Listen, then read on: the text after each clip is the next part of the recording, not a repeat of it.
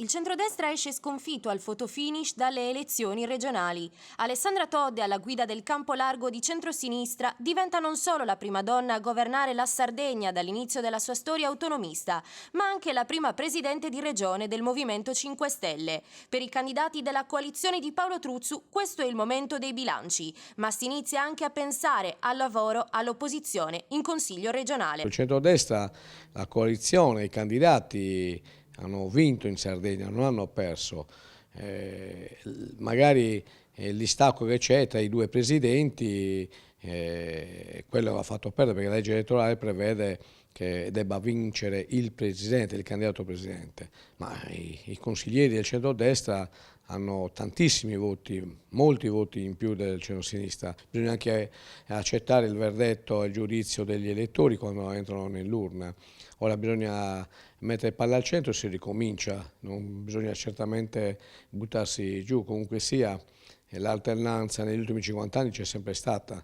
Questa era un'occasione veramente importante per continuare a governare, perché poi tanto di buono si è fatto.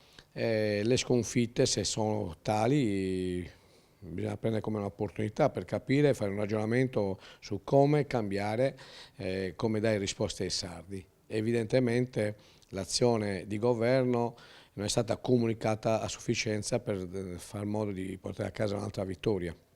Cosa risponde a chi accusa la Lega e il Partito Sardo d'Azione di aver utilizzato il voto disgiunto a sfavore di Paolo Truzzu? Lasciate perdere le leggende metropolitane. Non era gradita la figura di Paolo come presidente. Purtroppo è Cagliari che è crollata. Non è riuscito forse a far capire la bontà dei lavori che si stavano facendo a Cagliari, perché i lavori è giusto farli, sono stati probabilmente comunicati male, come anche la regione e il nostro presidente uscente probabilmente nella bontà dell'azione del governo non ha comunicato bene l'azione del governo. Un pensiero sulla nuova presidente della regione Alessandra Todde? Faccio i miei migliori auguri, spero che veramente dia quel risalto in più e quel tocco in più, probabilmente che forse non siamo riusciti a dare noi. So solo dire questo: ricordatevi che negli ultimi 50 anni c'è stata l'alternanza, fra 5 anni ci risarà.